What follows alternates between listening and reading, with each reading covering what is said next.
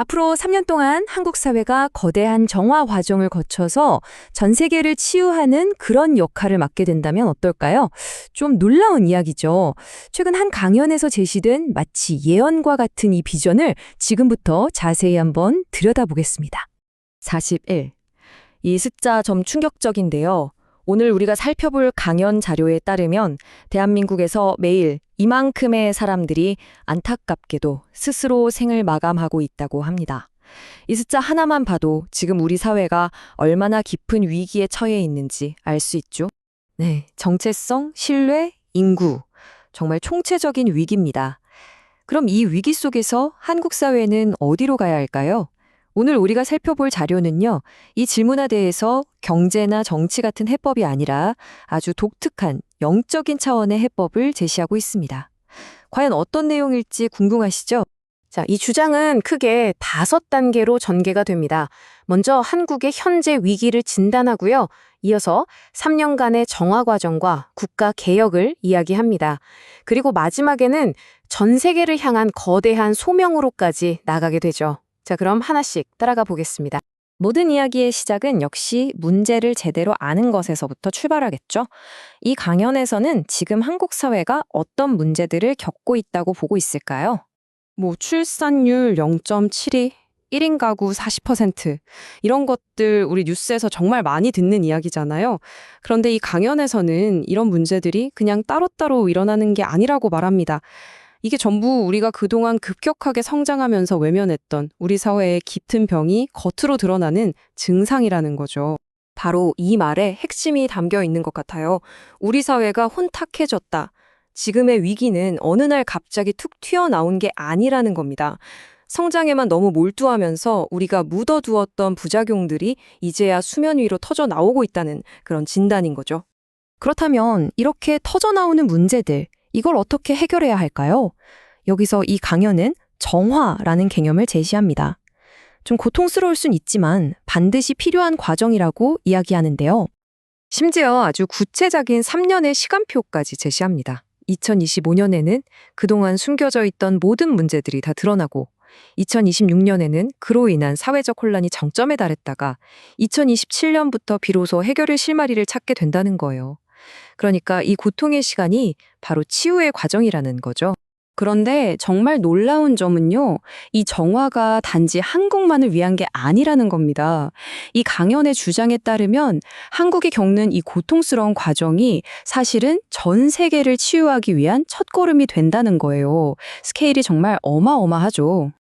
자, 그럼 이 힘든 정화 과정이 끝나면 우리는 뭘 얻게 될까요? 강연에서는 그 결과물을 사회를 위한 백신을 만드는 것에 비유합니다. 사회적 질병을 한번 제대로 앓고 나면 더 건강한 미래를 위한 면역력이 생긴다는 그런 의미겠죠. 그리고 이 개혁에는 아주 중요한 순서가 있다고 합니다. 정치를 바꾸고 노동을 바꾸고 종교를 바꾸기 전에 가장 먼저 사람, 즉 국민이 바뀌어야 한다는 거예요. 모든 변화는 위에서 아래로 내려오는 게 아니라 바로 우리 국민 한 사람 한 사람으로부터 시작된다는 아주 강력한 주장입니다. 근데 왜 하필 한국인에게 이런 역할이 주어졌다고 보는 걸까요? 여기서 천손이라는 핵심 개념이 등장합니다. 이 강연은 한국인을 하늘의 자손으로, 즉 특별한 영적인 사명을 가지고 태어난 민족으로 보고 있는 거죠. 이 사상이 전체 주장의 근간을 이룬다고 볼 수 있습니다. 이 거대한 세계적인 역할을 좀 더 쉽게 이해하기 위해서 강연에서는 전 세계를 한 그루의 나무에 비유하는데요. 이 비유 속에서 한국의 역할이 아주 특별하게 그려집니다. 뿌리가 정리가 되어야 나무가 정리가 되는 겁니다. 대한민국이 정리 안 되면 인류는 정리 안 됩니다. 이 말이 바로 이 나무 비유의 핵심인데요. 그럼 여기서 말하는 뿌리, 나무, 가지가 각각 뭘 의미하는지 한번 살펴볼까요? 이 비유를 보면요. 대한민국은 모든 것의 근원이 되는 뿌리 역할을 맡고 있습니다. 그리고 동남아시아는 몸통, 서양은 실제 행동을 하는 가지로 묘사돼요. 결국 뿌리가 건강해야 나무 전체가 살 수 있다. 이런 논리인 거죠. 자, 그렇다면 뿌리로서 한국이 해야 할 일이 구체적으로 뭘까요? 여기서 이야기는 홍익인간이라는 우리에게 아주 익숙한 개념을 가져오면서 구체적인 사명으로 이어집니다.